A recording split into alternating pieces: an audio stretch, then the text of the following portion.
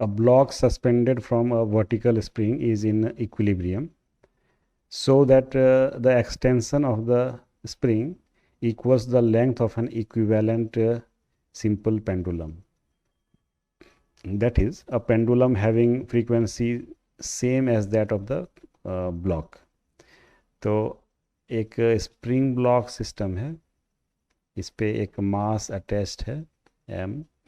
तो अगर natural length ये था, तो अगर इसको सस्पेंड कर देंगे तो, और ये इक्विलिब्रियम पोजीशन पे है, मान लेते हैं ये जो एक्सटेंशन है, let's call this x not.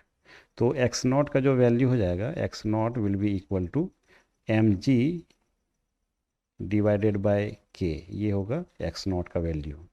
अब हमें प्रूव करना है कि अगर ये इस स्प्रिंग ब्लॉक सिस्टम का फ्रीक्वेंसी सेम है compare to the pendulum, same as that of the pendulum, then इस पेंडुलम का जो लेंथ होगा that should be equal to x not.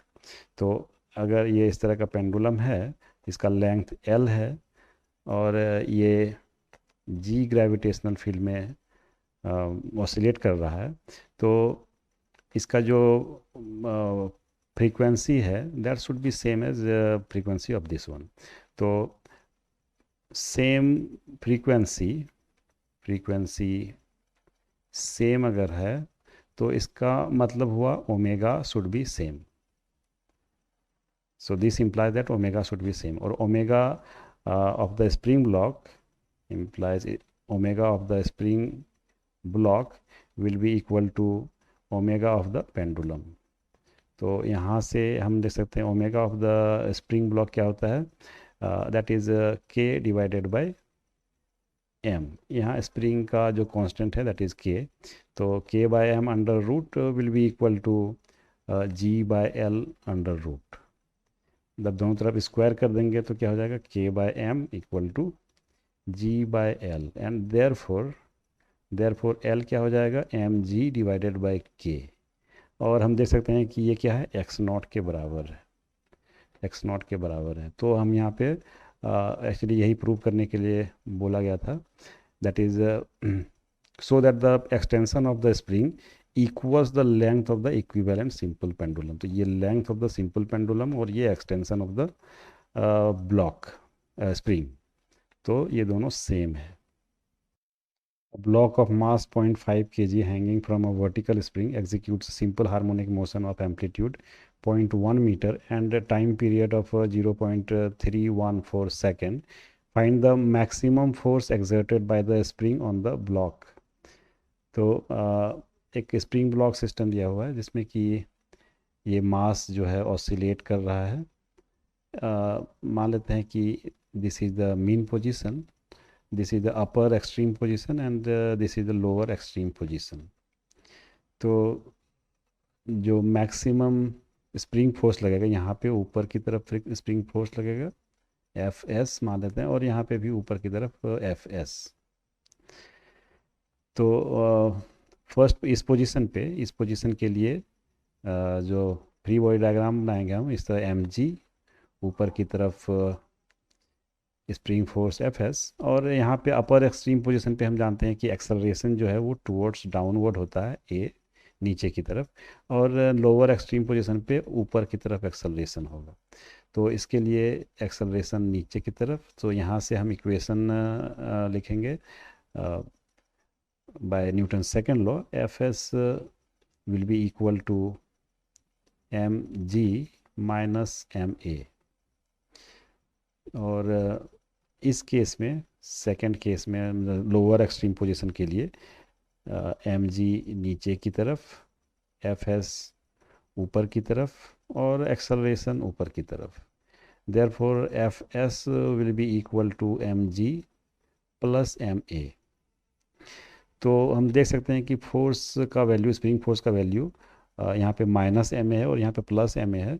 So this will B maximum, in this case spring force will be maximum. तो इस वाले case को हम लोग नेगलेक्ट कर देंगे, ये वाला में मैक्सिमम फोर्स होगा स्प्रिंग फोर्स। तो यहाँ पे m into g plus a, और g का वैल्यू, m का वैल्यू हम रख देंगे 0.5 मल्टीप्लाइड बाय जी का वैल्यू 10 प्लस ए का वैल्यू आ जाएगा omega square into x, omega square multiplied bye amplitude, क्योंकि ए का वैल्यू मैक्सिमम कब होगा, जब बेसिकली फोर्स का वैल्यू मैक्सिमम कब होगा, जब ए का वैल्यू मैक्सिमम होगा, और ए का वैल्यू मैक्सिमम कब होगा, जब ये एक्सट्रीम पोजीशन पे होगा ब्लॉक।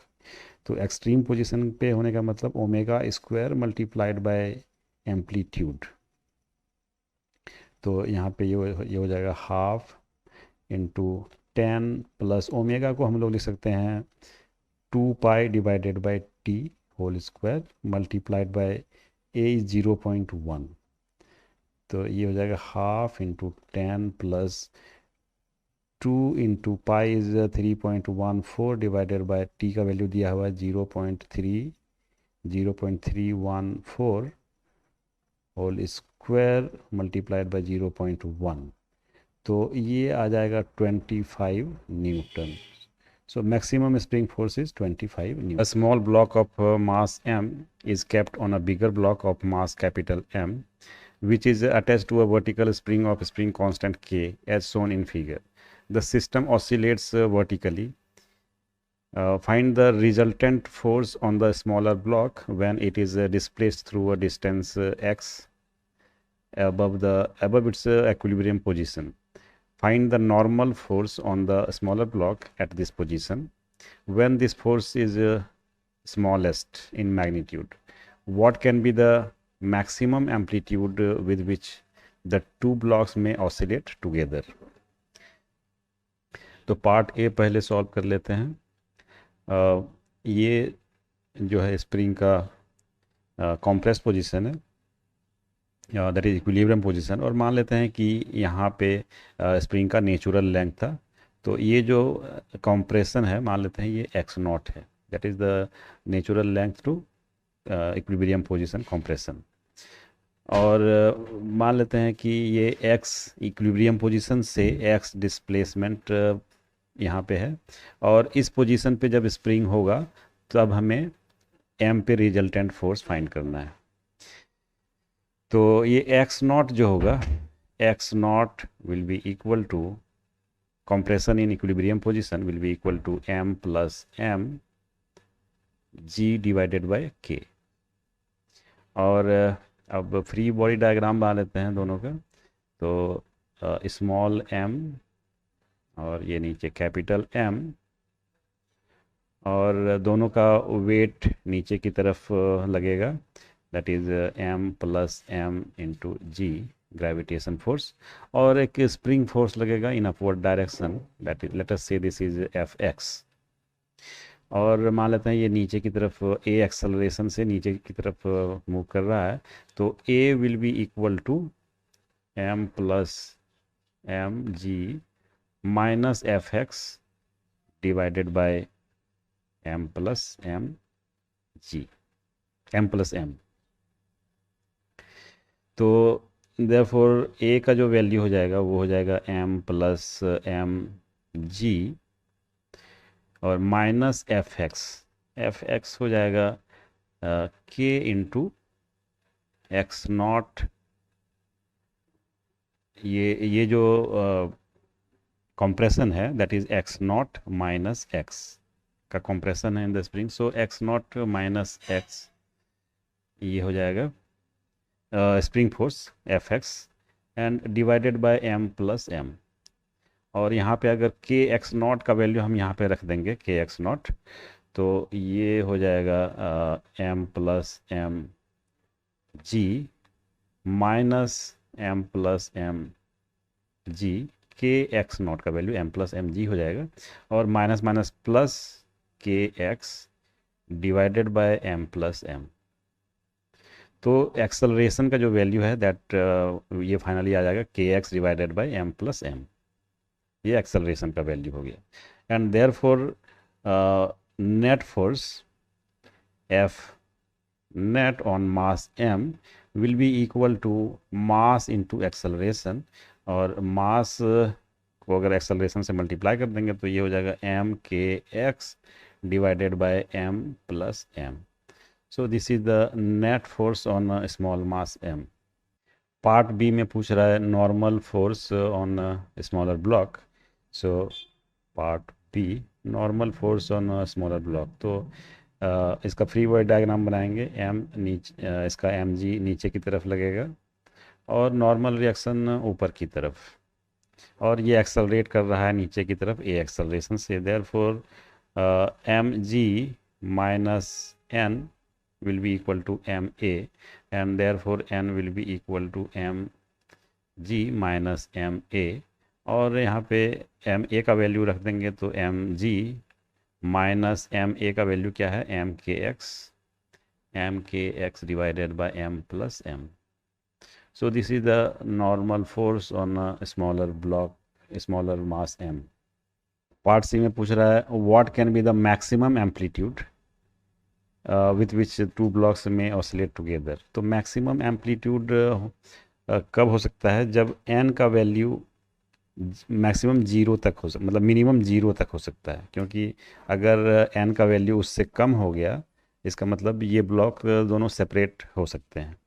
तो maximum value for maximum amplitude, maximum x, for maximum x n will be equal to 0, and therefore हम यहाँ पे लिख सकते हैं n equal to 0. मतलब therefore mg minus mkx divided by m plus m will be equal to 0, and therefore x max, ये जो x का वैल्यू है ये मैक्सिमम x होगा, that will be equal to m और m कैंसिल आउट हो जाएगा. सो ये हो जाएगा m plus m into g divided by k. So this is the maximum value of m, and that will be the amplitude of the oscillation. The block of mass m1 shown in figure is fastened to the spring, and the block of mass m2 is placed against it. Find the compression of the spring in the equilibrium position. The blocks are pushed to a further distance 2k divided by k into m1 plus m2 g sin theta against the spring and released. Find the position where the two blocks separate. What is the common speed of the blocks at the time of separation? तो part A solve कर लेते हैं पहले. ये इस तरह का incline plane है एट एंगल थीटा, और यहाँ पे अगर इसका फ्री बॉडी डायग्राम बनाएंगे तो ये m1 प्लस m2 g नीचे की तरफ. तो इसका जो कंपोनेंट होगा this will B m1 plus m2 g sine theta along the incline नीचे की तरफ, और स्प्रिंग फोर्स जो लगेगा वो दैट विल बी ऊपर की तरफ fs. So in equilibrium fs will be equal to m1 plus m2 g sine theta, और fs क्या हो जाएगा k इंटू एक्स नॉट. मान लेते हैं कि इक्विलिब्रियम पोजिशन में जो कंप्रेशन है दैट इज एक्स नॉट. सो ये हो जाएगा m1 plus m2 g sine theta, and therefore compression of the spring in equilibrium position will be x naught equal to m1 plus m2 g sin theta divided by k. तो ये हो गया compression in equilibrium position. और part B में पूछ रहा है the blocks are pushed to a further distance 2 upon k into m1 plus m2 g sin theta against the spring and released. तो अगर इसको फर्दर कंप्रेस करके छोड़ दिया जाए तो क्या होगा कि अब ये सिंपल हार्मोनिक मोशन में ऑसिलेट करेगा इस प्लेन, इस इंक्लाइन पे. तो at some point of time, क्योंकि यहाँ पे ये अटैच नहीं है, m1 और m2 अटैच नहीं है, तो अगर इसका एक्सेलरेशन नीचे की तरफ g साइन थीटा से ग्रेटर हो गया, अगर ये स्प्रिंग नहीं होता तो दोनों का एक्सेलरेशन नीचे की तरफ जी साइन थीटा होता, फ्री फॉल इधर अराउंड द इंक्लाइन होता. अगर सिंपल हार्मोनिक मोशन में acceleration is greater than g sine theta, तो क्या होगा कि ये यहाँ से डिटैच हो जाएगा इसका मैक्सिमम एक्सेलरेशन जो हो सकता है डाउनवर्ड डायरेक्शन में, that is g sine theta only. So omega square into x, जो कि एक्सेलरेशन ऑफ द ब्लॉक्स है, omega square into x, that should be greater than equal to g sin theta for separation. अगर ये बड़ा हो गया और तो उसके बाद ये सेपरेट हो जाएगा. therefore x will be greater than equal to g sin theta divided by omega square. और ओमेगा स्क्वायर का वैल्यू रख देंगे g sine theta divided by omega square. क्या है? Omega is angular frequency, so ये हो जाएगा k divided by m1 plus m2, k divided by m1 plus m2. तो ये हो गया m1 plus m2 g sine theta divided by k.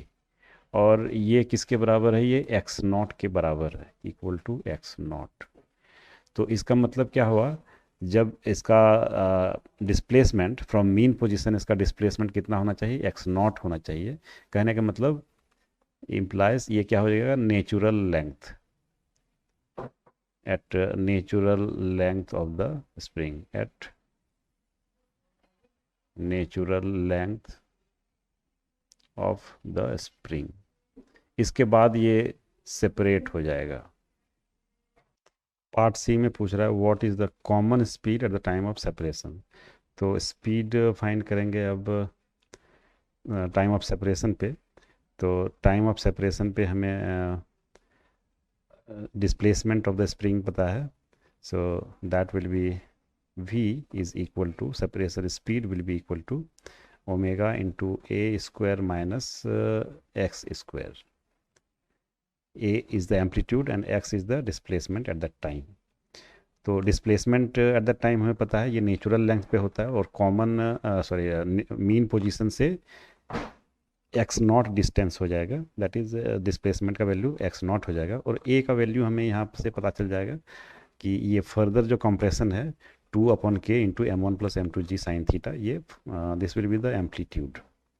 So omega is k divided by m1 plus m2 under root multiplied by under root of a square. a का value हो जाएगा 2/2 square by k square into m1 plus m2 square g square sin square theta. this is a square and minus x naught square. ये x naught का value हमने यहाँ find किया है, तो m1 plus m2 whole square into g square sine square theta divided by k square under root.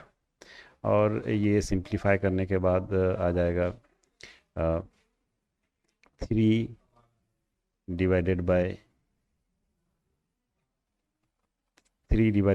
k m1 plus m2 under root into g sin theta. So this is the common speed at the time of separation. In figure, k equal to 100 Newton per meter, m equal to 1 kg, f equal to 10 Newton. Find the compression of the spring in the equilibrium position. तो हमें compression find करना है part A में. तो compression जो होगा, इधर से फोर्स F लग रहा है, सो और इधर से स्प्रिंग फोर्स kx लगेगा, kx नॉट मान लेते हैं इक्विलिब्रियम पोजीशन में. So that will be equal to F and therefore x not will be equal to F divided by k. F is 10 newton divided by k is 100. So this is 0.1 metre, that means 10 centimetre. So this is the answer for part A. Part B में बोल रहा है a sharp blow bye some external agent imparts a speed of 2 meter per second to the block towards left. Find the sum of the potential energy of the spring and the kinetic energy of the block at this instant. तो दोनों का energy का sum find करना है, that is half mv square plus half k x square. X not होगा यहाँ पे basically ये इक्विलिब्रियम पोजीशन पे, तो एक्स नॉट स्क्वायर। तो ये हो जाएगा half into mass is 1 kg into v is 2 square plus half into 100 multiplied by 0.21 square. So ये हो जाएगा half, so 2 plus half that is 2.5 joule. So this is the sum of kinetic energy and potential energy. Part सी में बोल रहा है find the time period of resulting simple harmonic motion. तो time period जो होता है that is part C, time period is 2 pi m divided by k under root. तो यहाँ पे वैल्यूज रख देंगे, तो 2 pi into m is 1, k is 100, so that will be pi by 5 seconds. So this is the time period of the resulting SHM. Part D में बोल रहा है फाइंड द एम्पलीट्यूड। तो एम्पलीट्यूड जो होगा A that will be v divided by omega, sorry v max divided by omega. और v max क्या है, जब ये इक्विलिब्रियम पोजीशन पे था वहाँ पे जो वेलोसिटी दी गई है उसको that is the v max. और ये हो जाएगा 2 divided by omega, omega is equal to k divided by m under root. So this will be 2 divided by k is 100 divided by 1 under root. So that is 0.2 meter and that means 20 centimeter. तो ये हो जाएगा amplitude of this SHM। और उसके बाद part e में पूछा है right the potential energy of the spring when the block is at the left extreme. तो लेफ्ट एक्सट्रीम पे जब होगा पार्टिकल तो potential energy of the spring will be equal to half into k into x not, तो पहले से compression था equilibrium compression, plus a। Extreme position पे कब आएगा, जब ये x का value displacement will be maximum that is a। So plus a, यहाँ पे वैल्यूज रख देंगे, half into 100 multiplied bye x not is x naught is 10 centimeter, that is 0.1 plus a is 0.2, so 0.2 square. Now this is going to be half into 100 into 0.3 square, that is 0.09. तो ये हो जाएगा 4.5 joule. So this is the answer for part E. और part F में पूछा है right the potential energy of the spring when the block is at the right extreme. तो जब राइट एक्सट्रीम पे होगा, राइट एक्सट्रीम पे जब होगा तो पोटेंशियल एनर्जी एट, यहाँ पे ये था लेफ्ट पे और ये राइट पे, is equal to half into k into यहाँ पे हो जाएगा ए माइनस एक्स नॉट, क्योंकि राइट एक्सट्रीम पे उसका जो डिस्प्लेसमेंट होगा दैट इज़ ए, और इक्विलिब्रियम पोजीशन में पहले से माइनस एक्स नॉट पे है, so A minus x not square. So half into K is 100 into 0.2 minus 0.1 square, और ये हो जाएगा हाफ इंटू 100 इंटू 0.01, तो ये हो जाएगा 0.5 joule. So this is the potential energy for the right extreme. अब पूछ रहा है कि the answers of B, E and F are different, explain why this does not violate the principle of conservation of energy. तो B, E और F, B में potential energy is 2.5 joule, total energy is 2.5 joule, और यहाँ पे जो left side में left extreme में potential energy है that is basically equal to total energy, और ये 4.5 जूल है, और 4.5 जूल है यहाँ पे। और राइट एक्सट्रीम पे जो पोटेंशियल एनर्जी है that is again total energy, और ये है 0.5 जूल। तो टोटल एनर्जी यहाँ पे 2.5 जूल है, यहाँ पे 4.5 जूल है, यहाँ पे 0.5 जूल है। All three are different. अब ये डिफरेंट क्यों है? क्योंकि ये फोर्स जो है एक्सटर्नल फोर्स, इसके अगेंस्ट हमें वर्क करना पड़ रहा है। सो इस सिस्टम का एनर्जी ये वर्क पे डिपेंड कर रहा है, देयरफॉर ये तीनों अलग अलग है। Particle of mass m is attached to three springs A, B and C of equal force constants K as shown in figure. If the particle is pushed slightly against spring C and released, find the time period of oscillation. तो मान लेते हैं ये equilibrium position है, ये point जो है equilibrium position है, और यहाँ से हमने towards the spring, against spring x c, इसको एक्स से कंप्रेस किया, एक्स डिस्प्लेसमेंट है सी का।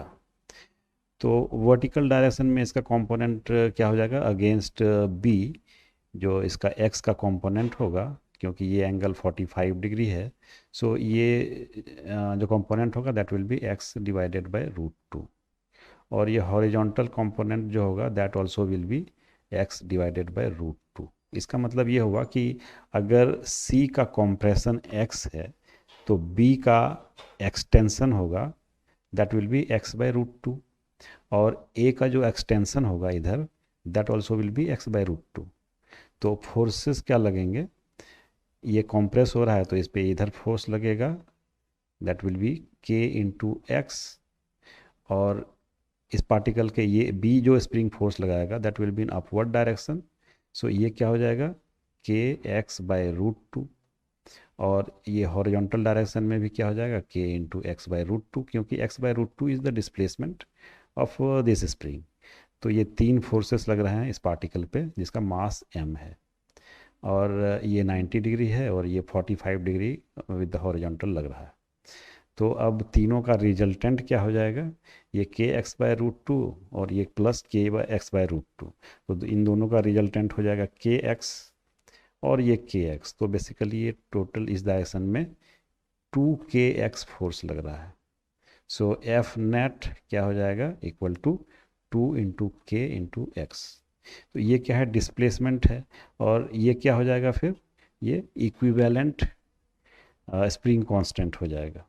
This is the equivalent spring constant, and therefore time period will be equal to 2 pi into m divided by equivalent spring constant, that is 2k under root. So ये हो जाएगा time period of small oscillations. Consider the situation shown in figure, so that if the blocks are displaced slightly in opposite directions and released, they will execute simple harmonic motion. Calculate the time period. तो मान लेते हैं कि ये इसका mean position है इस block का, और ये इसका मीन पोजीशन है, दोनों MP मान लेते हैं, ये MP1 और ये MP2 है, mean position of this block and mean position of this block. तो ये जो है ये ब्लॉक सिंपल हार्मोनिक मोशन करेगा इस पॉइंट के अराउंड, और ये इस पॉइंट के अराउंड सिंपल हार्मोनिक मोशन में रहेगा। तो basically centre of mass system का चेंज नहीं हो रहा है।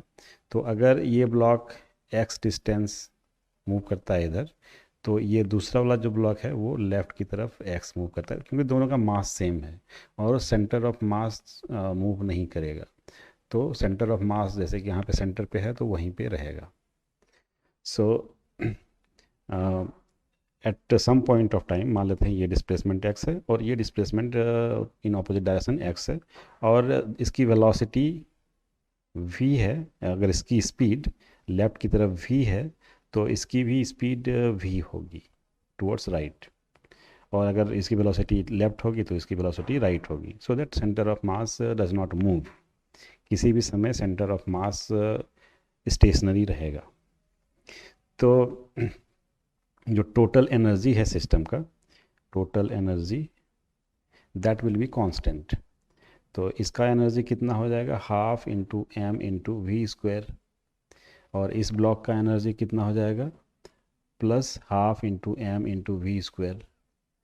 और स्प्रिंग में जो एनर्जी स्टोर रहेगी, क्योंकि स्प्रिंग का कंप्रेशन कितना हो गया? x इधर से और x इधर से, तो 2x हो गया, तो plus half into k into 2x square. तो ये total energy of the system है, और ये एनर्जी कांस्टेंट रहेगी। बेसिकली ये क्वेश्चन हम लोग एनर्जी मेथड से सॉल्व कर रहे हैं। तो टोटल एनर्जी का इक्वेशन ये है, और इसको हम लोग सिंप्लीफाई करके लिख सकते हैं एम वी स्क्वायर, ये total energy equal to m we square plus यहाँ 4x² हो जाएगा, तो ये 2kx², ये total energy of the system हो गया। अब डिफ्रेंशिएट कर देंगे both the sides, so differentiating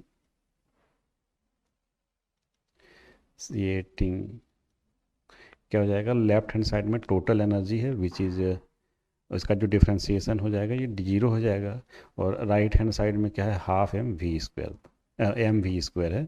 तो इसका जो डिफ्रेंशिएशन होगा, M is constant, V is changing with position, so ये हो जाएगा इसका डिफ्रेंशिएशन 2v dv/dt, t के रेस्पेक्ट में डिफ्रेंशिएट कर रहे हैं, तो 2v dv/dt प्लस 2k, ये कांस्टेंट है, मल्टीप्लाइड बाय 2x dx/dt। तो यहाँ से हम लिख सकते हैं 0 इक्वल टू 2mv dv/dt को क्या लिखेंगे, this is acceleration a, plus ये क्या हो जाएगा 2 into 2 4k into 4k into x, और dx/dt क्या हो जाएगा, v हो जाएगा। सो यहाँ से v और यहाँ पे 2v कैंसिल आउट होगा, सो देयरफॉर हम लिख सकते हैं यहाँ पे 2v कैंसिल आउट हो गया, तो ma is equal to -2kx, और इसे हम लिख सकते हैं acceleration, therefore acceleration will be equal to -k/m into 2x। 2x basically 2k/m रहने देते हैं, 2k/m इंटू एक्स। सो x क्या है, इनमें से हर एक बॉडी का डिस्प्लेसमेंट है। So acceleration of each body is proportional to acceleration of, ये क्या है, एक्सेलरेशन ऑफ ईच बॉडी है, dv/dt, मतलब इसका भी एक्सेलरेशन और इसका भी एक्सेलरेशन, तो 2k/m इंटू एक्स हो गया। देयरफॉर यहाँ से लिख सकते हैं omega square is basically equal to 2k divided by m, and therefore time period t क्या हो जाएगा, 2 pi divided by omega, so m divided by 2k under root. So this is the time period of oscillation. A rectangular plate of sides A and B is suspended from a ceiling by two parallel strings of length L each. The separation between the strings is D. The plate is placed slightly in the displaced slightly in its plate, keeping the strings tight so that it will execute simple harmonic motion. Find the time period. तो हमें ये prove करना है कि ये simple harmonic motion में execute करेगा, और इसका टाइम पीरियड फाइंड करना है। तो मान लेते हैं कि ये प्लेट जो है ये जब ऑसिलेट कर रहा है, तो at some instant of time ये कुछ इस तरह से डिस्प्लेस्ड है, और इसका जो डिस्प्लेसमेंट है इस समय मान लेते हैं x है। सो ये जो डिस्टेंस है ये मान लेते हैं x है at certain instant of time, such that ये जो एंगल है, दिस एंगल इज थीटा। तो मान लेते हैं इसमें टेंशन T है, और इस स्ट्रिंग में भी टेंशन T होगा, क्योंकि ये सिमेट्रिकल सिस्टम है, दोनों स्ट्रिंग की लेंथ सेम है और सेम डिस्टेंस पे ये लगा हुआ है। तो ये सीलिंग से इस तरह से अटैच्ड है। तो एट दिस इंस्टेंट जबकि डिस्प्लेसमेंट x है, तो इसका जो टेंशन T है, इसका दो कंपोनेंट हम कर लेंगे, एक हॉरिजॉन्टल कंपोनेंट, एक वर्टिकल कंपोनेंट। सो जो वर्टिकल कंपोनेंट होगा दोनों स्ट्रिंग्स का, that will be 2t cosine theta will be equal to mg, और जो हॉरिजॉन्टल कंपोनेंट होगा that will be equal to 2t sin theta. 2t sin theta will be horizontal component, and this will be equal to f net, क्योंकि ये जो component है ये तो balance out हो जाएगा। तो यहाँ से बेसिकली हम लिख सकते हैं, क्योंकि ये स्मॉल स्लाइटली डिस्प्लेस किया हुआ है, ये मतलब इसका जो एम्पलीट्यूड होगा of oscillation that will be very small, so theta will be also very small. तो यहाँ पे हम लिख सकते हैं 2t equal to M g, cos theta equal to 1 हो जाएगा, as cos theta equal to 1 for small theta, और यहाँ पे ये हो जाएगा f net, और यहाँ पे 2t sin theta को हम लोग लिख सकते हैं theta will be equal to theta equal to f net। f net क्या हो जाएगा, equal to mass into acceleration. तो अगर ये x डिस्प्लेसमेंट है इसका, तो इसका एक्सेलरेशन इधर मान लेते हैं a है, इस डायरेक्शन में होगा, क्योंकि इसका horizontal component right towards right है। तो यहाँ से 2t का वैल्यू हम लोग लिख सकते हैं mg, 2t is equal to mg, और थीटा को हम लोग लिख सकते हैं x, ये जो डिस्टेंस है हम लोगों ने अज्यूम किया है x डिवाइडेड बाय ये height, so length of the string, x divided by string का length that is l equal to m into a। तो यहाँ पे m कैंसिल आउट हो जाएगा, देयरफॉर हम लिख सकते हैं a is equal to g upon l into x। तो हम देख सकते हैं कि acceleration is directly proportional to x, that is acceleration is directly proportional to displacement, and therefore the plate performs SHM, क्योंकि acceleration is directly proportional to displacement, right. और जो time period होगा, time period t is equal to 2 pi divided by omega, और omega is what, g by L under root. यहाँ पे जो coefficient of displacement होता है दैट इज ओमेगा स्क्वायर होता है, तो ये हो जाएगा L by ji under root. So this is the time period of small oscillations, and it is a simple harmonic motion. A 1 kg block is executing simple harmonic motion of amplitude 0.1 meter on a smooth horizontal surface under the restoring force of a spring constant 100 Newton per meter. A block of mass 3 kg is gently placed on it at an instant when it passes through the mean position. Assuming that the two blocks move together, find the frequency and the amplitude of the motion. तो frequency क्या होगा, f is equal to 2 pi sorry omega divided by 2 pi. Frequency जो होता है that is equal to omega divided by 2 pi, और omega क्या होता है that is k upon m under root divided by 2 pi. तो k का value यहाँ पे दिया हुआ है 100 और m का वैल्यू दिया हुआ है after this mass is added. तो ये 1 kg प्लस 3 kg, ये 1 kg है और ये 3 kg है, तो ये 4 kg हो जाएगा। So 100 divided by 4 under root divided by 2 pi. So ये फ्रीक्वेंसी हो जाएगा 5 divided by 2 pi hertz. So this is the frequency of oscillation. अब हमें एम्पलीट्यूड फाइंड करना है। तो बेसिकली पहले जो एम्पलीट्यूड था दैट वाज 0.1 मीटर। तो जब ये मीन पोजीशन से पास कर रहा था उस समय ये 3 kg का ब्लॉक ऐड किया गया इस पर। तो जब ये ऐड किया गया इसकी वेलोसिटी तो 0 थी, इसकी वेलोसिटी हमें फाइंड करना है अभी। तो जो कंबाइंड वेलोसिटी होगी वो फाइंड करनी है कि दोनों का एक साथ जब कॉलिजन हुआ उसके बाद की क्या वेलोसिटी होगी। तो ये बेसिकली इन इलास्टिक कॉलिजन है। तो मोमेंटम बिफोर कॉलिजन और मोमेंटम आफ्टर कॉलिजन सेम रहेगा। तो हम लिख सकते हैं कि mass that is m1 multiplied by velocity. इसकी वेलोसिटी कितनी थी A into omega, A1 into omega 1।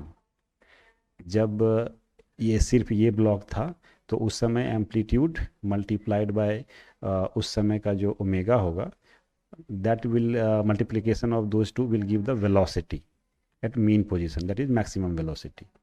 और कोलिजन के बाद क्या होगा, m1 plus m2 multiplied by the new velocity, new maximum velocity. तो न्यू मैक्सिमम वेलोसिटी क्या होगी, amplitude that is a2 in the second case multiplied by omega 2।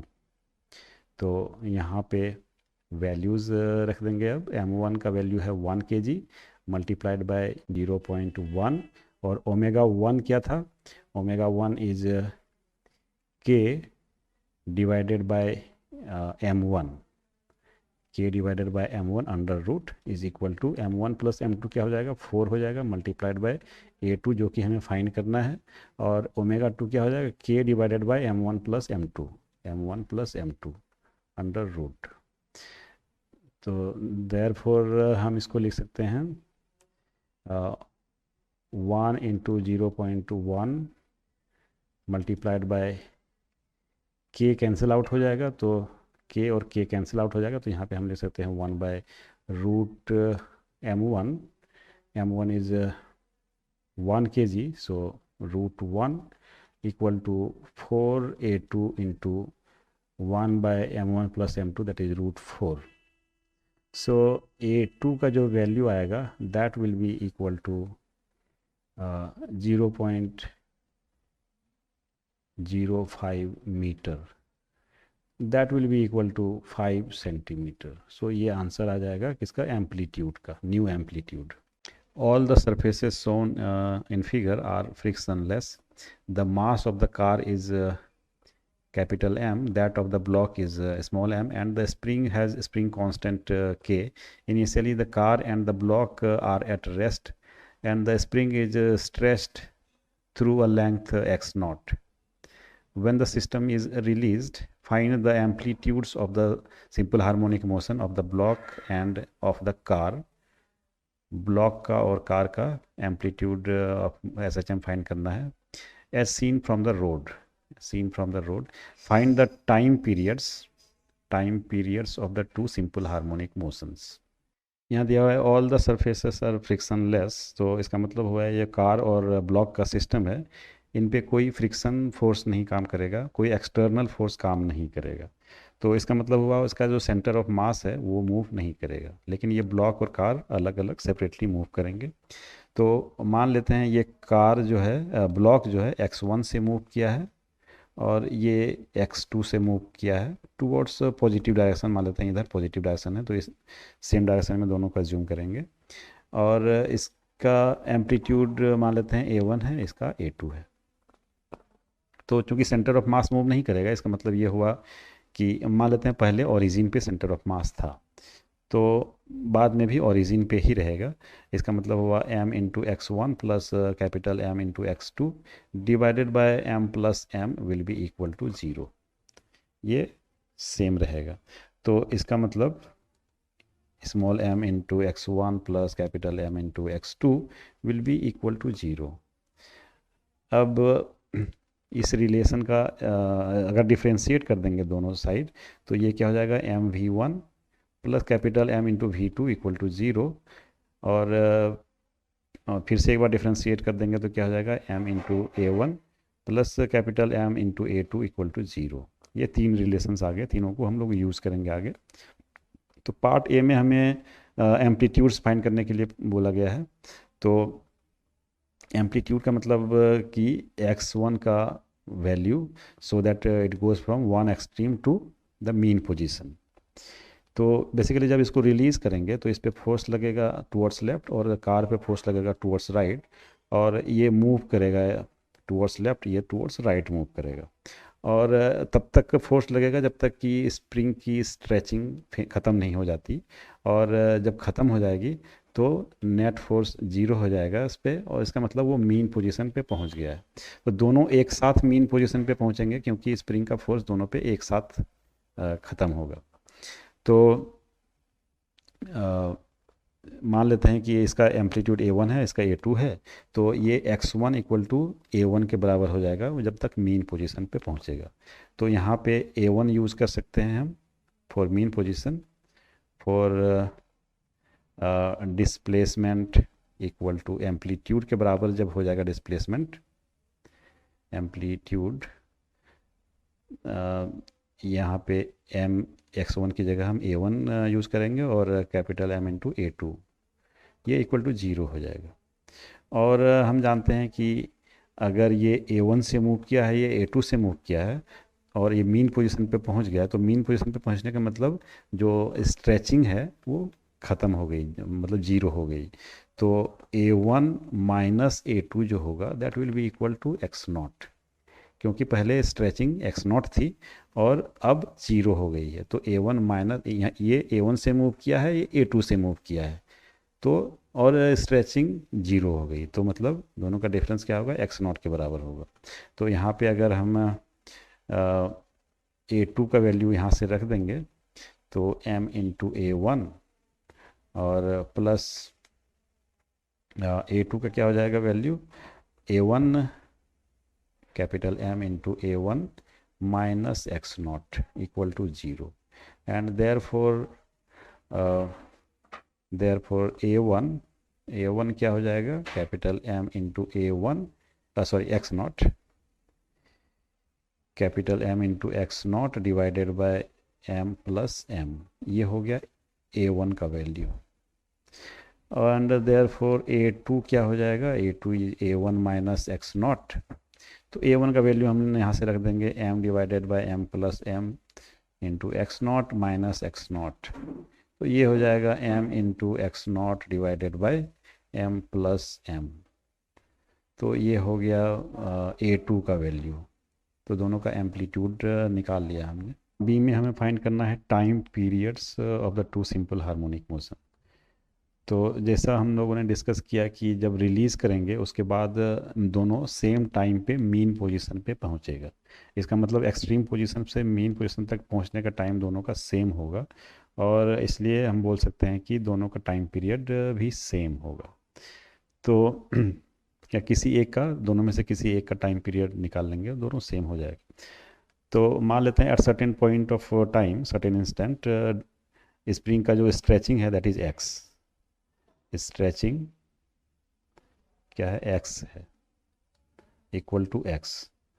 Therefore मान लेते हैं ब्लॉक डिस्प्लेसमेंट, ब्लॉक का डिस्प्लेसमेंट ये x1 है और कार का डिस्प्लेसमेंट x2 है, car displacement equal to x2। Therefore x1 minus x2 ये किसके बराबर हो जाएगा, x के बराबर हो जाएगा, दैट इज द स्ट्रेचिंग। अगर इसका डिस्प्लेसमेंट x1 है, इसका x2 है, तो दोनों का जो डिफरेंस होगा that is the stretching in the spring. तो x1 minus x2 equal to x हो गया, और देयरफॉर यहाँ से x1 का x2 का वैल्यू अगर हम रिप्लेस करेंगे, सो ये हो जाएगा x1 minus m by m x1, ये हो जाएगा x2 का value equal to x, and this implies x1 common ले लेंगे तो 1 plus m by m equal to x। So x1 जो डिस्प्लेसमेंट ऑफ द ब्लॉक है, therefore x1 equal to x divided by 1 plus m divided by m, that means m divided by m plus m into x। ये x1 displacement of the block in terms of stretching of the spring आ गया। And हम जानते हैं कि जो force लग रहा है on each of the block, और कार पे दोनों पे सेम फोर्स लगेगा, therefore F on the block, for block लिख देते हैं यहाँ, फॉर ब्लॉक F जो फोर्स लग रहा है that will be equal to mass into acceleration of the block, mass of the block into acceleration of the block. और F कितना लग रहा है, k इंटू एक्स के बराबर लग रहा है, k इंटू एक्सेलरेशन, और this will be equal to mass into acceleration of the block, और x का वैल्यू यहाँ से हम x1 के टर्म में लिख देंगे. So this will be equal to k into m plus capital M divided by capital M into x equal to m into a1. Therefore acceleration of the block will be equal to k into m plus m divided by m into x. So ये यहाँ पे देख रहे हैं कि acceleration is proportional to stretching of the spring, that is displacement of the spring. Therefore ये हो जाएगा क्या, ओमेगा स्क्वायर, ये कांस्टेंट है, ये ओमेगा स्क्वायर के बराबर हो जाएगा k into m plus m divided by m. ये ओमेगा स्क्वायर के बराबर हो गया. देयरफॉर टाइम पीरियड t ये किसके बराबर हो जाएगा, 2 pi divide by omega, that means 2 pi into m divided by k m plus m under root. तो ये हो जाएगा टाइम पीरियड का value. A uniform plate of mass m stays horizontally and symmetrically on two wheels rotating in opposite directions. The separation between the wheels is L. The friction coefficient between each wheel and the plate is mu. Find the time period of oscillation of the plate if it is slightly displaced along its length and released.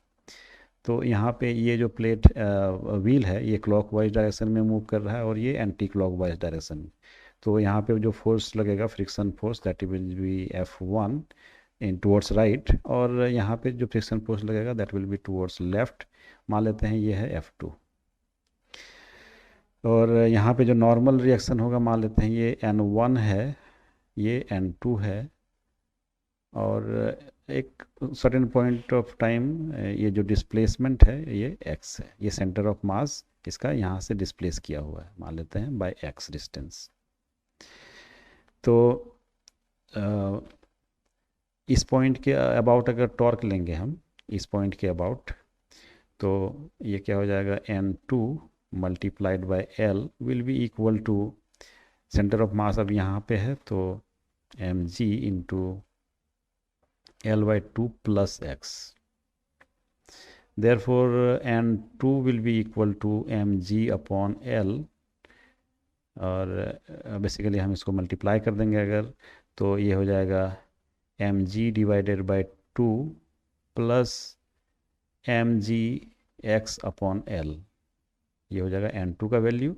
और अगर इस point के about torque लेंगे, so N1 into L will be equal to mg into L by 2 minus x, क्योंकि ये जो distance है यहाँ से L बाई 2 माइनस एक्स हो जाएगा. तो देयरफॉर N1 क्या हो जाएगा, L से डिवाइड कर देंगे अगर दोनों साइड को, तो ये हो जाएगा mg divided by 2 minus mg x divided by L. तो ये N1 और N2 का वैल्यू आ गया. Therefore net force on the plate F net will be equal to mu times N1, that is the friction force F1 minus friction force F2. और F net को हम लिख सकते हैं mass into acceleration of the plate equal to F1 minus F2. तो mu into N1 minus mu into N2, N1 minus M2 इस तरह से लिख सकते हैं. और N1 माइनस N2 क्या हो जाएगा, दिस माइनस दिस, तो mg कैंसिल आउट हो जाएगा. तो ये हो जाएगा mu into minus mg x divided by L into 2. तो ये हो जाएगा राइट हैंड साइड में. एंड देयरफॉर a का वैल्यू क्या हो जाएगा, m कैंसिल आउट हो जाएगा. सो a का वैल्यू हो जाएगा minus 2 mu g divided by L into x. So ये एक्सेलरेशन का वैल्यू आ गया. एंड देयरफॉर यहाँ से हम देख सकते हैं कि acceleration is directly proportional to displacement with negative sign. तो ये जो कोफिशिएंट है this will be omega square. Therefore omega square will be equal to 2 mu g divided by l, and therefore time period जो हो जाएगा, time period का value क्या हो जाएगा, t equal to 2 pi divided by omega, that will be equal to 2 pi into l divided by 2 μg under root. ये time period का value है। A small block oscillates back and forth on a smooth concave surface of radius r. Find the time period of small oscillations. तो मान लेते हैं ये concave surface है और इसका रेडियस r है ये, तो at some instant of time मान लेते हैं ब्लॉक यहाँ पे है, और ये जो एंगल है, दिस एंगल इज़ थीटा। तो ये एंगल वर्टिकल के साथ थीटा हो जाएगा, और ये इधर mg इसका ग्रेविटेशनल फोर्स लगेगा इस पर, और इसका component along the string will be mg cosine theta, mg cosine theta, और इसके along towards the mean position ये हो जाएगा normal to the this radius will be mg sine theta. तो ये हो जाएगा mg sine theta, that is towards the mean position, और इधर एक नॉर्मल रिएक्शन लगेगा। तो नॉर्मल रिएक्शन और mg कोसाइन थीटा ये दोनों कैंसिल आउट हो जाएंगे। इस पर नेट फोर्स क्या लगेगा, F net will be equal to mg sine theta. और मान लेते हैं ये जो डिस्प्लेसमेंट है from the mean position, this is x for the time being, for the at this moment this is x, और यहाँ पे दिया हुआ है स्मॉल ऑसिलेशंस, का मतलब हुआ कि this theta is very small angle, और फॉर दैट स्मॉल एंगल ये जो x है this can be assume to be linear, मतलब इसका जो मोशन होगा ये इसको लीनियर मोशन की तरह हम लोग अज्यूम कर सकते हैं। और एफ नॉट को हम लोग लिखेंगे यहाँ पे mass into acceleration, mass and into acceleration of this block at this moment equal to mg into sine theta. Sine theta का अप्रॉक्सीमेट वैल्यू आ जाएगा थीटा, क्योंकि for small angle small theta, इसको हम लोग थीटा लिख सकते हैं, और यहाँ पे m और m कैंसिल आउट हो जाएगा, therefore a will be equal to g into theta, और थीटा को हम लोग लिख सकते हैं x डिवाइडेड बाय r का upon radius, so x divided by r। और चूंकि ये x जो है ये x इस डायरेक्शन में है और एक्सेलरेशन नीचे की तरफ लग रहा है towards the mean position, so यहाँ पे एक नेगेटिव साइन हम लगाएंगे, therefore a vector will be equal to, यहाँ पे वेक्टर फॉर्म में हम नेगेटिव साइन लगाएंगे, तो minus g by r, x vector जिधर है उसका उल्टा a वेक्टर है, एंड देयरफॉर यहाँ से हम लिख सकते हैं ये जो हो जाएगा, ये जो कोफिशिएंट है ये क्या हो जाएगा, ओमेगा स्क्वायर हो जाएगा, देयरफॉर ओमेगा को हम लोग लिख सकते हैं g upon r under root, and therefore time period t will be 2 pi into divided by omega, that will be r divided by g under root. So ये हो गया time period of this block oscillating in this concave surface. A spherical ball of mass m and radius r rolls without slipping on a rough concave surface of large radius r. It makes small oscillations about the lowest point. Find the time period. तो time period हमें find करना है इसका। सो मान लेते हैं कि this is the concave surface and this is the small ball, इसका रेडियस r है, और ये जो कॉन्केव सरफेस है इसका रेडियस कैपिटल R है। सो अगर इस पॉइंट को कनेक्ट करें यहाँ पे, तो मान लेते हैं कि at certain point of time, at certain instant of time ये थीटा एंगल है, और ये रोल कर रहा है यहाँ पे, तो इसकी इस कनेक्टिंग लाइन की जो एंगुलर एक्सेलरेशन है मान लेते हैं ये अल्फ़ा है। अब ये जो बॉल है यहाँ पे रोल कर रहा है विदाउट स्लिपिंग, तो इसकी कुछ एंगुलर एक्सेलरेशन होगी, ये मान लेते हैं बीटा है, ये अपने एक्सिस के अबाउट बीटा एक्सेलरेशन से एक्सेलरेट कर रहा है इधर। तो because it is not slipping, so यहाँ पे एक फ्रिक्शन फोर्स लगेगा F ऊपर की तरफ, और mg का जो कंपोनेंट होगा parallel to this plane, that will be in this direction, और इसको बोल देते हैं mg sin theta. This is the component of mg along this incline towards the mean position. ये mg sin थीटा है. तो इस पे जो टॉर्क होगा इस पॉइंट के अबाउट, इसके सेंटर ऑफ मास के अबाउट टॉर्क लिखेंगे, तो that will be equal to friction force F multiplied by radius of this ball R. और टॉर्क को हम लोग लिख सकते हैं I इंटू अल्फा. I क्या होगा? Moment of inertia of the sphere, that is 2/5 m into R square into beta, that is इसका हम लोगों ने एक्सेलरेशन क्या माना है? Angular acceleration beta. तो I into beta will be equal to torque, और टॉर्क का वैल्यू क्या है? F into r. F into r. Therefore F क्या हो जाएगा? ये हो जाएगा 2/5 m बीटा R. ये F का वैल्यू आ गया. अब इसका जो फोर्सेस है, नेट फोर्स इस पर फाइंड करेंगे, तो ये हो जाएगा F net will be equal to mass into acceleration of this ball, linear acceleration. So linear acceleration क्या हो जाएगा? Beta is the angular acceleration multiplied by radius, तो beta into R. Sorry, F net पहले find कर लेते हैं. यहाँ पे F net will be equal to mg sine theta, ये down towards the mean position, और अपोजिट डायरेक्शन में फ्रिक्शन फोर्स लग रहा है, दैट इज माइनस एफ. तो एफ नेट को हम लोग लिख सकते हैं mass into acceleration, linear acceleration.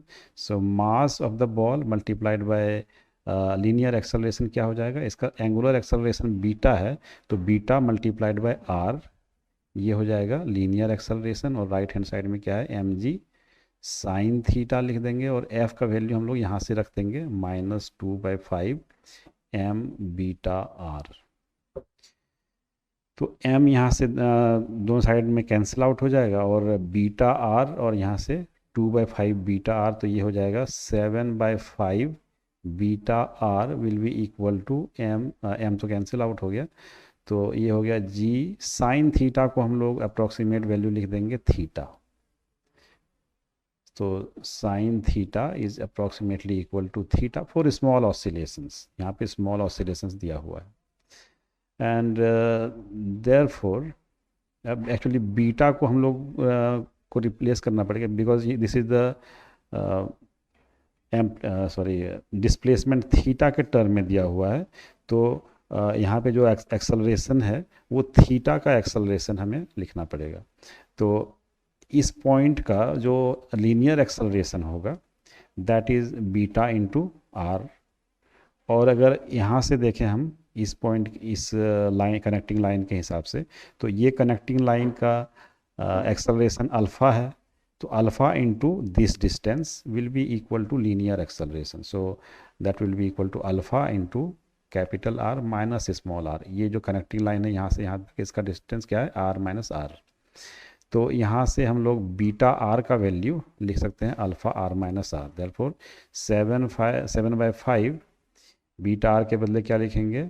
Are minus R alpha is equal to g theta. And therefore हम लोग अल्फ़ा का वैल्यू लिख सकते हैं 5g divided by 7 capital R minus small R into theta. और ये अल्फ़ा क्या है? d2 theta by dt square, मतलब angular acceleration equal to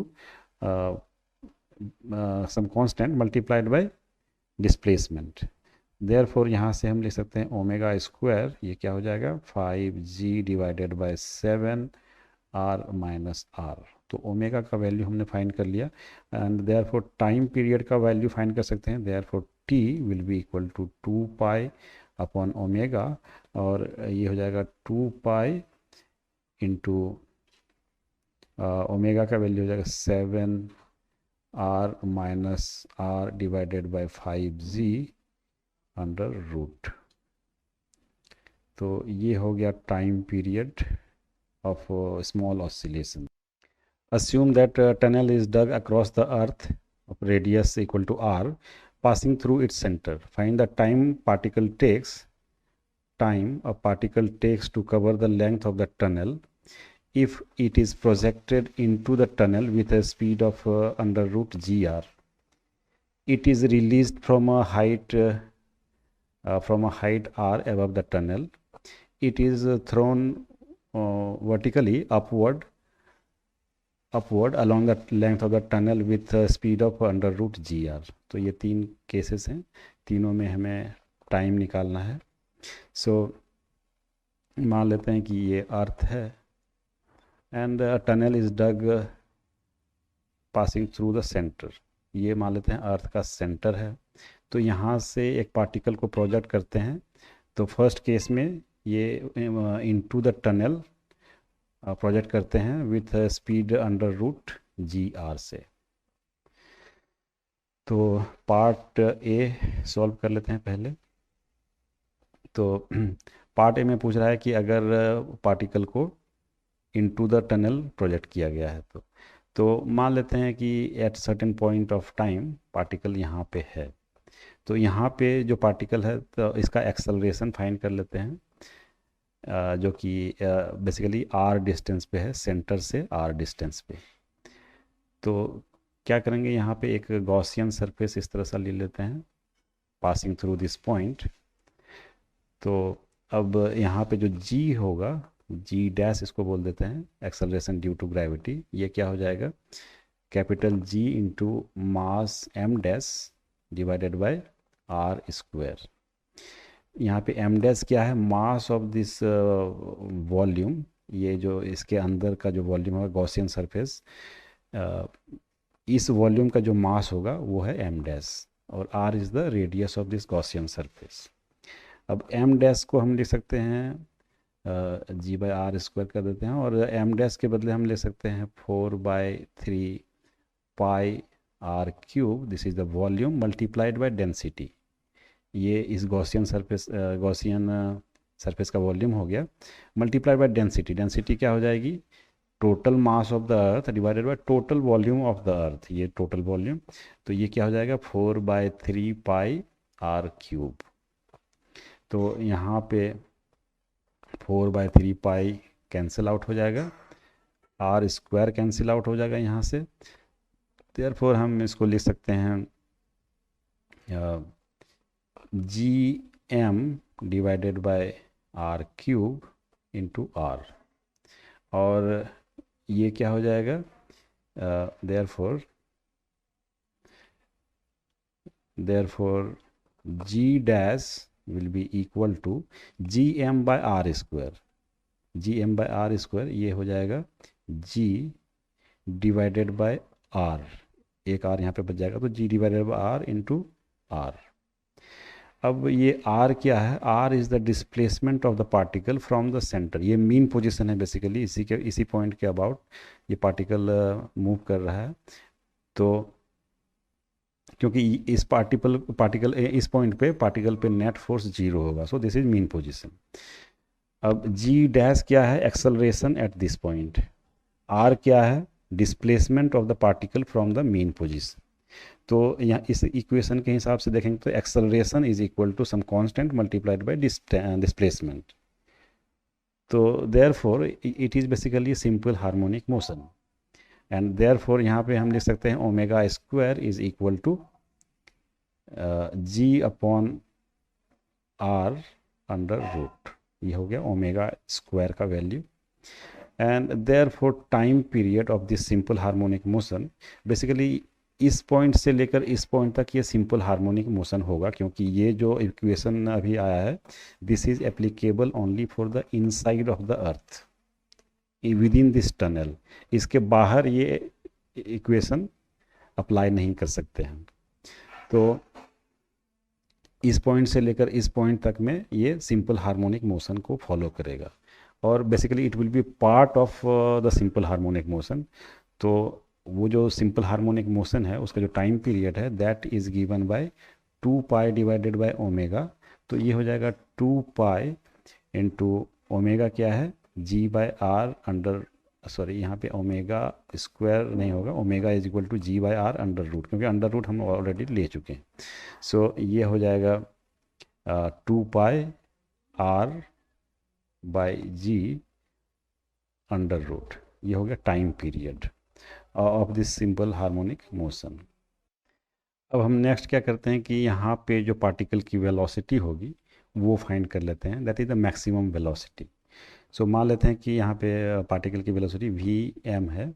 so by energy conservation, by energy conservation हम लिख सकते हैं कि half M into V M square at this point, and this is the kinetic energy and plus potential energy. Potential energy क्या होता है यहाँ पे इस point at the center of the earth, that is minus 3 gm divided by 2r, that is radius of the earth. So this is the potential energy at this point will be equal to, यहाँ पे जो total energy थी that is kinetic plus potential, तो kinetic क्या थे यहाँ पे half into mass into we square, V क्या है अंडर रूट जी आर, तो ये जी आर हो जाएगा वी स्क्वायर, और पोटेंशियल एनर्जी क्या थी minus G M divided by R, sorry G M divided by R, तो ये एम कैंसिल आउट हो जाएगा, एम कैंसिल आउट हो जाएगा थ्रू आउट।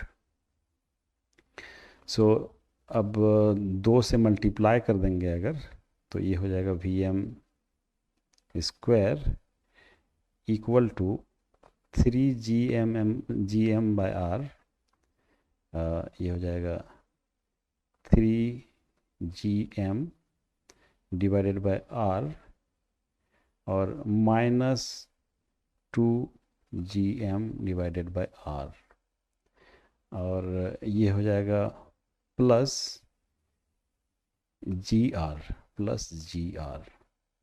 तो ये हो जाएगा 3 minus 2 that is G divided by R plus G R, और जी बाय आर को हम लोग लिख सकते हैं जी इंटू आर, क्योंकि जी बाय आर स्क्वायर क्या होता है जी होता है, तो G R plus G R ये हो गया 2 GR। So this is the V M square, maximum velocity का स्क्वायर ये हो गया। तो बेसिकली वी एम क्या हो जाएगा under root 2 GR, therefore maximum velocity will be equal to under root 2 GR। तो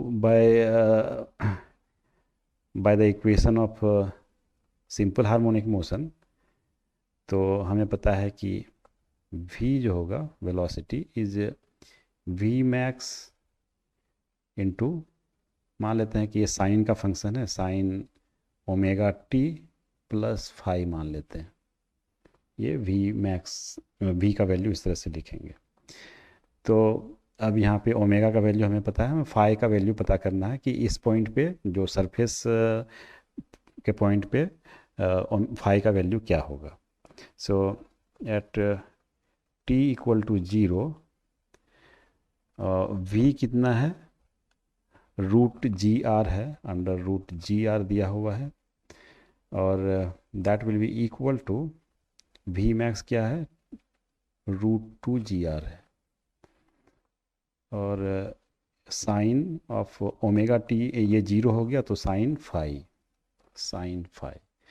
देयरफॉर साइन फाई जो हो जाएगा that will be equal to sine inverse 1/√2, sine inverse 1/√2 that will be equal to 45 degree.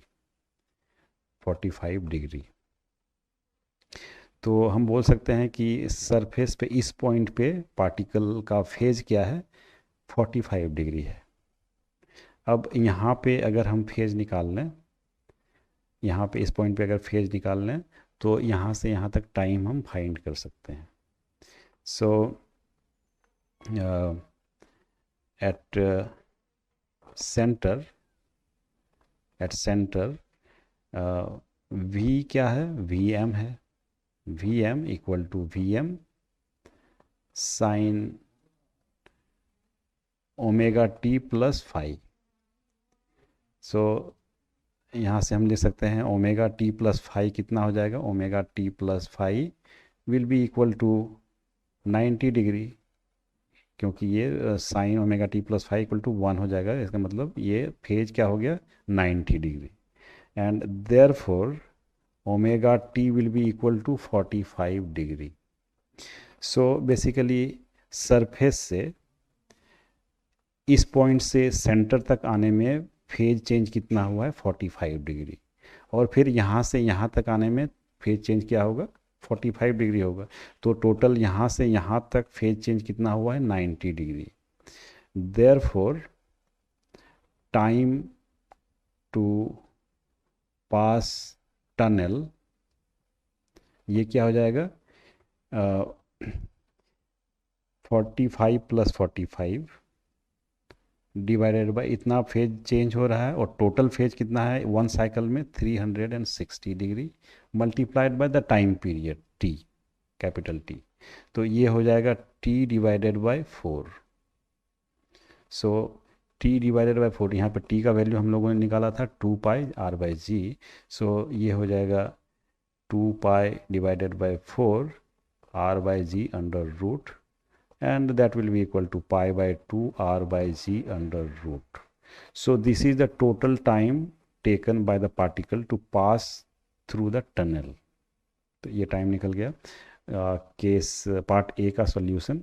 और part B में बोल रहा है कि अगर it is release from height R above the tunnel, तो सबसे पहले अगर इसको आर हाइट से रिलीज़ किया गया है तो इस पॉइंट तक आने में कितनी वेलोसिटी ये गेन कर लेगा वो फाइंड करेंगे हम।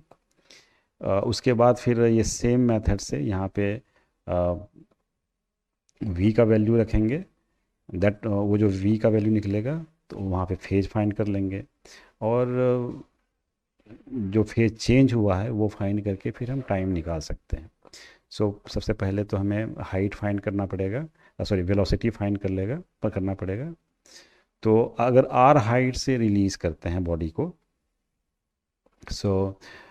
काइनेटिक एनर्जी जब तक सरफेस पे पहुंचेगा तब तक काइनेटिक एनर्जी क्या हो जाएगी, half M we square will be equal to loss in potential energy. Potential energy क्या हो जाएगी आर हाइट पे, that will be G M M divided by the distance from the centre, that is 2r, क्योंकि r height और r is the radius of the earth. तो ये 2r का distance हो जाएगा फ्रॉम द सेंटर, और इसको हम लोग यहाँ से लिख सकते हैं m कैंसिल आउट हो जाएगा, तो ये हो गया 2 भी कैंसिल आउट हो गया, तो v square will be equal to G M divided by r, और इसको हम लोग लिख सकते हैं g into R, and therefore velocity क्या हो जाएगी, जी आर अंडर रूट हो जाएगी। तो जिस वेलोसिटी से ये पार्टिकल अर्थ के सरफेस पे यहाँ पे पहुँचा है that will be under root ji R, और वो सेम होगा for part A. Part A में भी ये सेम वेलोसिटी से यहाँ पे इंजेक्ट किया गया है पार्टिकल को, तो इस केस में भी जो टाइम होगा same as part A. Part A में जो सॉल्व किया था हमने वो सेम टाइम हो जाएगा इसके लिए भी।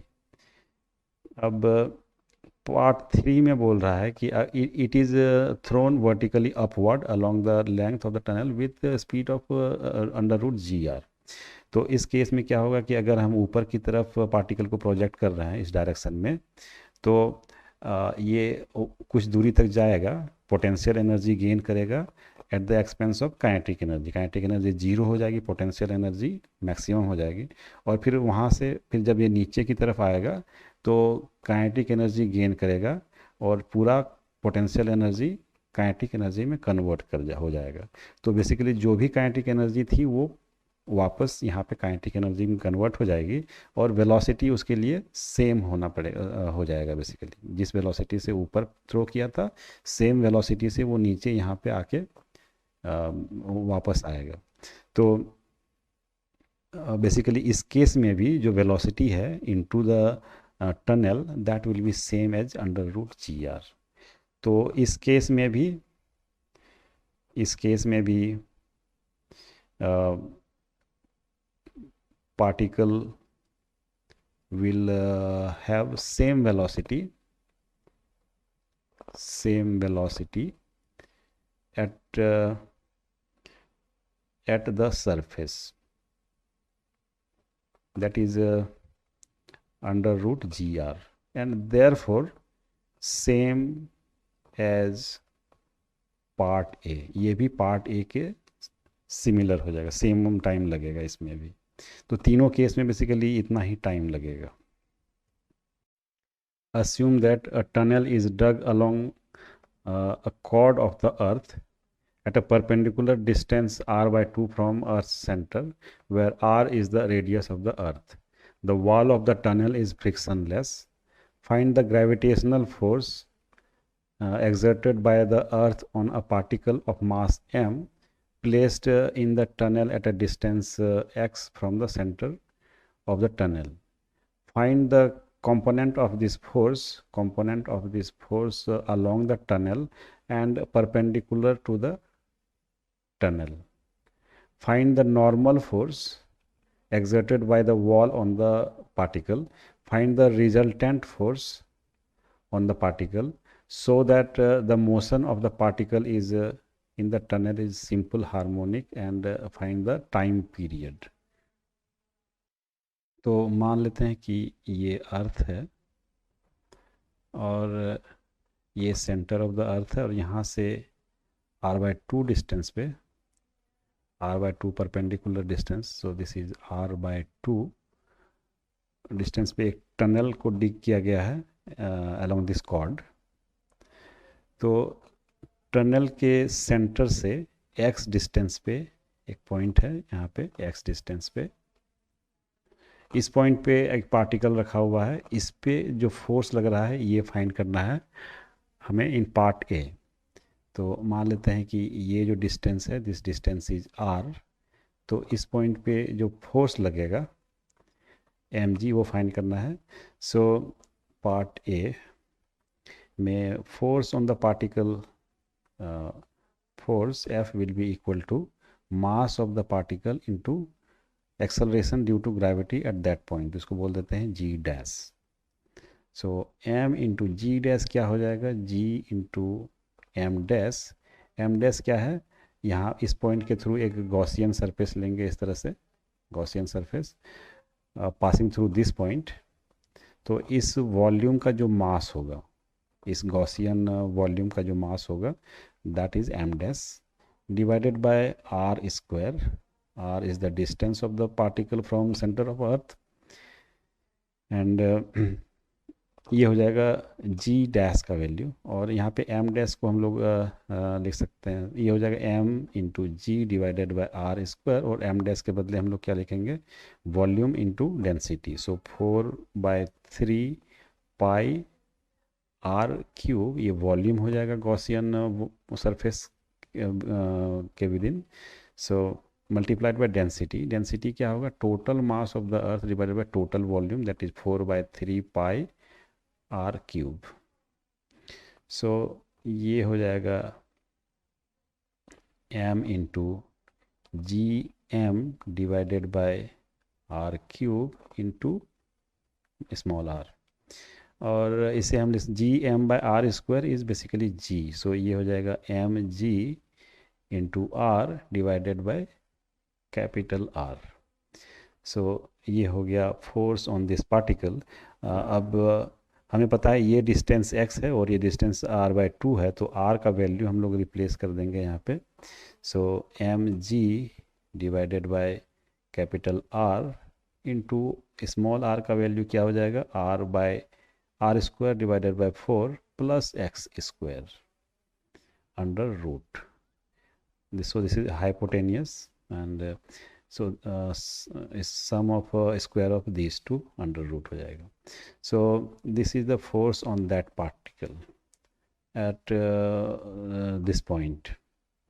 So पार्ट बी में बोल रहा है कि find the components of this force along the tunnel and perpendicular to the tunnel। तो पार्ट बी हमें फोर्स का वैल्यू पता चल गया है, इस फोर्स का कंपोनेंट्स फाइंड करना है। So f along the tunnel will be equal to f, और मान लेते हैं ये जो एंगल है this angle is theta. So f cosine theta is along the tunnel component, और ये हो जाएगा M g divided by are into r small are. ये m g divided by are into small are ये force है, multiplied by cos theta. Cosine of theta क्या हो जाएगा, एक्स डिवाइडेड बाय आर हो जाएगा, X divided by are.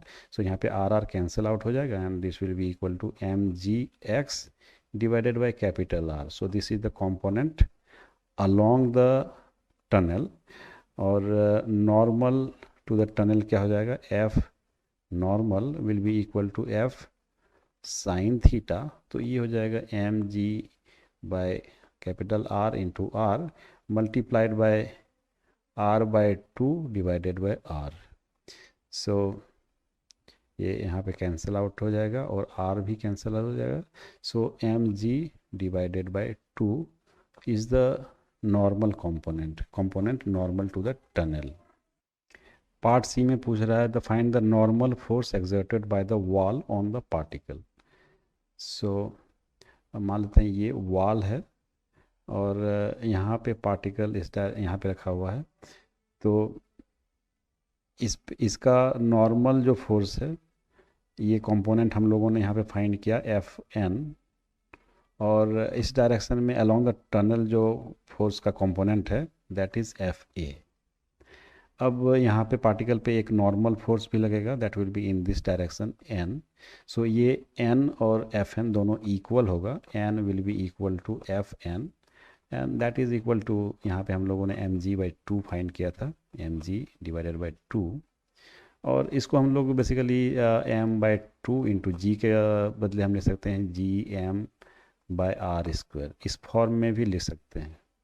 So this is the answer for normal force. और part D में पूछ रहा है find the resultant force on the particle. So यहाँ पे जो फ्री बॉडी डायग्राम हमने बनाया यहाँ पे 3 फोर्स वर्क कर रहे हैं, ये दोनों तो कैंसिल आउट हो जा रहे हैं, ये जो है ये रिजल्टेंट फोर्स हो रहा है। So part D F resultant will be equal to F A. ये क्या हो जाएगा, यहाँ पे हम लोगों ने फाइंड किया था m ji x divided by are. So this is the answer for part d. Part e में हमें दिखाना है कि सिंपल हार्मोनिक मोशन है and the time period find करना है। तो पार्ट ई, तो प्रीवियस पार्ट में हमने देखा था कि जो रिजल्टेंट फोर्स होगा F R that is equal to M G x divided by capital are. So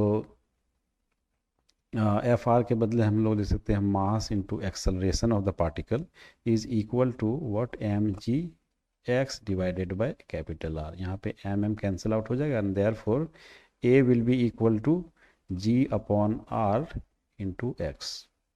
so A is the acceleration, X is the displacement, G by R is constant. तो basically हम देख सकते हैं कि acceleration is proportional to X. So therefore हम बोल सकते हैं कि this is S H M है, और इसका जो टाइम पीरियड होगा T that is equal to 2 pi by omega, और ओमेगा का वैल्यू क्या आ जाएगा G by R under root. So ये हो जाएगा R by ji under root.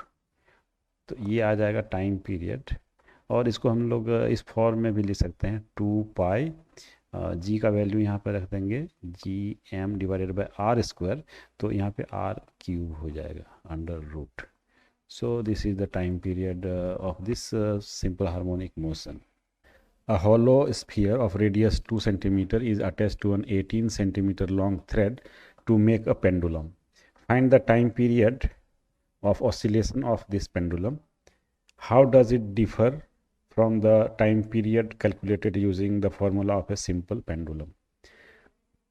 तो हमें फाइंड करना है कितना ये डिफर कर रहा है. तो ये 18 सेंटीमीटर स्ट्रिंग से एक हॉलो स्फीयर कनेक्टेड है of radius 2 centimetre, and this is 18 centimeter and this is 2 centimetre. तो इसका जो टाइम पीरियड हो जाएगा t will be equal to 2 pi into I divided by M G D under root.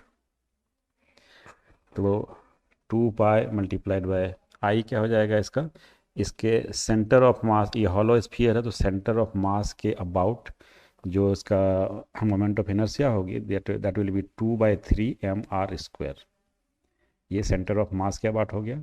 और suspension point यहाँ पे है तो इसके अबाउट क्या हो जाएगा यूजिंग पैरेलल एक्सिस थ्योरम, तो ये हो जाएगा m into this distance square. और ये डिस्टेंस कितना है 18 सेंटीमीटर प्लस 2 सेंटीमीटर, तो ये हो जाएगा 20 centimetre, that means 0.2 square divided by m into g into d. D is the distance of the centre of mass from the suspension point, so ये हो जाएगा into 0.2 under root.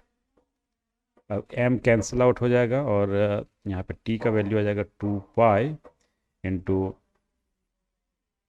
2/3 r², that is 0.02 square plus 0.2 का square, ये हो जाएगा 0.04 divided by g is 9.8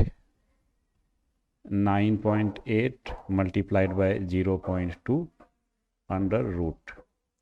तो इसका value आ जाएगा 0.9006 सेकेंड, इतना सेकेंड आ जाएगा. और टी ऑफ सिंपल पेंडुलम, अगर हम इस अरेंजमेंट को सिंपल पेंडुलम कंसीडर करें और टाइम पीरियड कैलकुलेट करेंगे तो that will be 2 pi L upon G under root. तो यहाँ पे 2 पाई एल क्या है, L is the length of the pendulum. So centre से सस्पेंशन पॉइंट का जो डिस्टेंस है that is 20 centimetre, so 0.2 divided by G is 9.8 और इसका वैल्यू आ जाएगा 0.8976 सेकेंड. तो therefore percentage difference will be equal to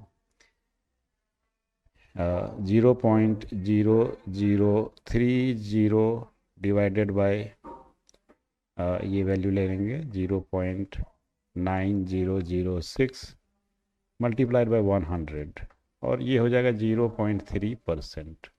so this is the difference, percentage difference between the two calculated time periods. तो ये है time period 0.09006 second और this is the calculated time period for simple pendulum. तो ये देख रहे हैं कि ये ग्रेटर है bye 0.3% of the time period. A uniform disc of mass m and radius r is suspended through a wire attached to its center. If the time period of the torsional oscillations be t, what is the torsional constant of the wire? torsional constant हमें find करना है. तो इसमें दिया हुआ है कि एक डिस्क है इस तरह से, इसके सेंटर से ये डिस्क सस्पेंडेड है बाय अ वायर इस तरह से, और अगर ये मीन पोजीशन पे अगर है और इसको अगर यहाँ से डिस्प्लेस करते हैं सो बाय सम एंगल थीटा, अगर ये थीटा एंगल से इसको डिस्प्लेस किया गया तो क्या होगा, इसमें एक रेस्टोरिंग टॉर्क प्रोड्यूस होगा in this wire. So that torque is basically equal to, restoring torque is equal to -k times theta. अगर थीटा एक डायरेक्शन में है तो टॉर्क उसके अपोजिट डायरेक्शन में होगा. That is the significance of minus sign here. So torque will be equal to -k theta. और ये जो टॉर्क है, this torque will create an acceleration on the disc. So that will be I into alpha equal to minus k theta. So alpha will be equal to minus k divided by I into theta. तो ये angular acceleration is proportional to angular displacement. तो ये जो होता है basically ये S H M होगा, और के by I this is omega square, therefore omega square will be equal to k upon I, and therefore time period t will be equal to 2 pi by omega, and that is 2 pi I upon k under root, and therefore k क्या हो जाएगा, ये हो जाएगा I divided by T square into 4 pi square.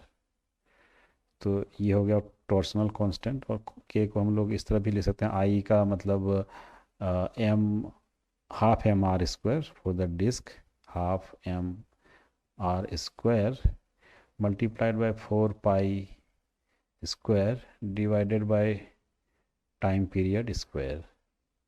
तो ये हो जाएगा 2 pi square M R square divided by T square. So this is the torsional constant of the wire, यही हमें फाइंड करना था।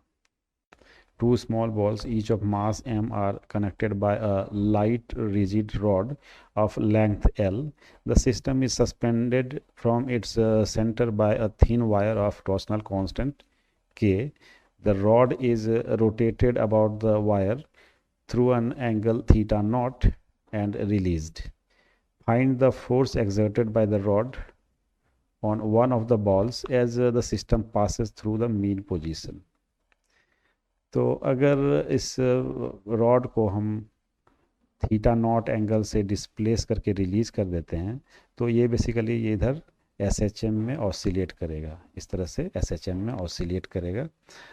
तो इसकी एंगुलर फ्रीक्वेंसी जो होती है omega, angular frequency of this S H M will be equal to k upon moment of inertia I under root. तो ये एंगुलर एस एच एम का एंगुलर फ्रीक्वेंसी हो गया।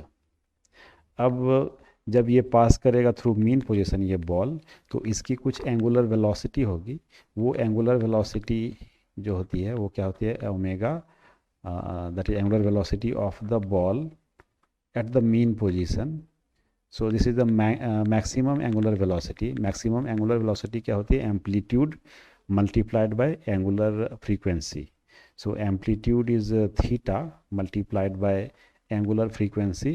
So ये हो जाएगा angular frequency omega SHM, that is k divided by I under root. तो ये बॉल की एंगुलर वेलोसिटी हो गई जब ये पास कर रहा है मीन पोजीशन से।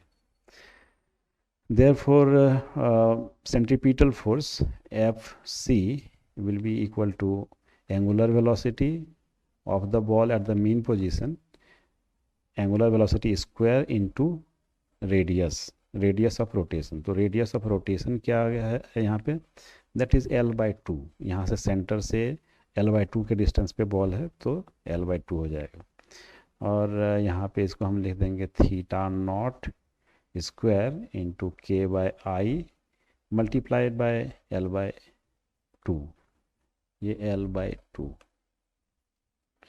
और theta naught square into k divided by I क्या हो जाएगा सिस्टम का, तो दो मास हैं, so 2 into M into L square divided by 4 multiplied by L by 2। तो यहाँ पे ये हो जाएगा k theta naught square, k into theta naught square, और सॉरी यहाँ पे मास भी होगा equal to M into theta naught. तो एम एम कैंसिल आउट हो जाएगा, एम एम कैंसिल, एक एल बाई 2 कैंसिल हो गया और फिर 2 भी कैंसिल आउट हो जाएगा। सो 2 4 2 ये कैंसिल आउट हो गया, तो क्या बच जाएगा k theta naught square divided by L, divided by L हो जाएगा यहाँ पे। तो ये हो जाएगा सेंट्रीपिटल फोर्स। और बॉल पे जो है एक और फोर्स लग रहा है, that is downward direction mg of the ball, weight of the ball. तो दो तरह का फोर्स लग रहा है, एक तो सेंट्रीपिटल फोर्स, ये टुवर्ड्स द सेंटर Fc, और दूसरा परपेंडिकुलर डायरेक्शन में mg। तो दोनों का रिजल्टेंट जो हो जाएगा F net, सो F net हो जाएगा Fc square plus mg square under root, so to the power half. और एफ सी का वैल्यू क्या है, k theta square, theta naught square divide by L, तो ये हो जाएगा k square theta naught to the power 4 divided by L square plus M square G square whole to the power half. तो ये हो जाएगा net force on one of the balls by the light rod. A particle is subjected to two simple harmonic motions given by x1 equal to 2 sine 100 pi t and x2 equal to 2 sine 120 pi t plus pi by 3, where x is in centimeter and t is in second. Find the displacement of the particle at t equal to 0.0125 and t is equal to 0.025.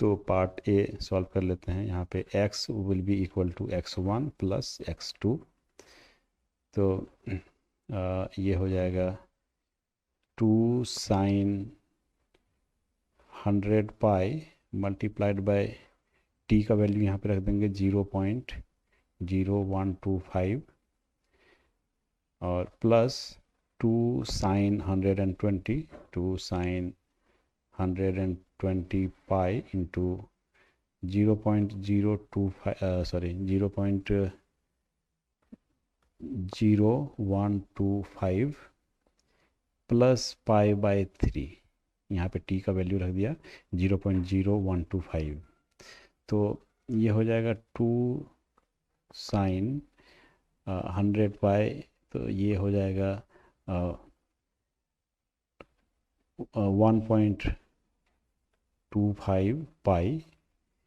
Plus 1.25 pi plus 2 sine, ये हो जाएगा 3 pi by 2 plus pi by 3, इसका value आ जाएगा 3 pi by 2 और ये पाई by 3, तो यहाँ पे लिखेंगे 2 sign 5/4 pi, so 5 pi by 4, इसका वैल्यू हो जाएगा माइनस इंटू -1/√2, -1/√2 और प्लस 2 इंटू ये हो जाएगा -हाफ, सो इसका वैल्यू आ जाएगा -√2 -1, so this is going to be -2.14, -41 centimetre, क्योंकि x1 और x2 दोनों सेंटीमीटर में है तो ये भी सेंटीमीटर में हो जाएगा। अब पार्ट बी में t का वैल्यू 0.025 रखना है, तो x हो जाएगा 2 sine 100 pi multiplied by 0.025 plus 2 sine 120 pi multiplied by 0.025 plus pi by 3, तो इसका वैल्यू आ जाएगा 2 साइन 100 इंटू 0.25, तो ये आ जाएगा 2.5 पाई प्लस 2 साइन, ये आ जाएगा 120 इंटू 0.25, तो ये आ जाएगा 3 पाई प्लस पाई बाय 3, तो इसका वैल्यू यहाँ पे रख देंगे 2 इंटू 1 प्लस 2 इंटू -√3/2, ये हो जाएगा -√3 डिवाइडेड बाय 2, सो ये हो जाएगा 2 -√3 which is equal to 0.27 centimetre, 27 centimetre. A particle is subjected to two simple harmonic motions, one along x-axis and another the other on a line making an angle of 45 degree with the x-axis. The two motions are given by x equal to x naught sin omega t and s equal to s naught sin omega t. Find the amplitude of the resultant motion. तो एक SHM x axis के along है और दूसरा SHM जो है इस axis के अलोंग है जो कि 45 डिग्री एंगल पे है. तो मान लेते हैं at certain point of time, at certain instant, ये इसका जो डिस्प्लेसमेंट है दैट इज़ x, और इसका जो दूसरा वाला SHM है उसका डिस्प्लेसमेंट s. तो हम जानते हैं कि जो रिजल्टेंट होगा दोनों का, द डिस्प्लेसमेंट दोनों रिजल्टेंट जो होगा that will be x displacement plus s displacement, and therefore magnitude of r ये क्या हो जाएगा, x square plus s square plus 2xs cosine angle between this two displacement. So ये हो जाएगा cosine 45 under root to the power half हो जाएगा ये. और x के बदले हम लोग लिख सकते हैं x naught square sine square omega t, और s स्क्वायर के बदले हम लोग लिखेंगे s naught square sine square omega t plus ये cos 45 का वैल्यू हो जाएगा √1/√2, तो ये हो जाएगा √2 2 इंटू 1/√2 इक्वल टू √2, और ये हो जाएगा x नॉट s नॉट और साइन ओमेगा टी, और यहाँ पे साइन ओमेगा टी दोनों का फिर से स्क्वायर हो जाएगा, तो साइन स्क्वायर ओमेगा टी और whole to the power half. तो यहाँ पे ये हो जाएगा साइन स्क्वायर ओमेगा टी तीनों में है, कॉमन है, तो ये बाहर चला जाएगा. तो ये x naught square plus s naught square plus √2 x naught s naught to the power half into sine omega T. तो ये फिर से सिंपल हार्मोनिक मोशन आ गया, और ये इसका एम्पलीट्यूड है, and this is the sine function. So this is the amplitude of the resulting SHM. So amplitude will be equal to x naught square plus s naught square plus √2 x naught s naught अंडर root, ये amplitude होगा.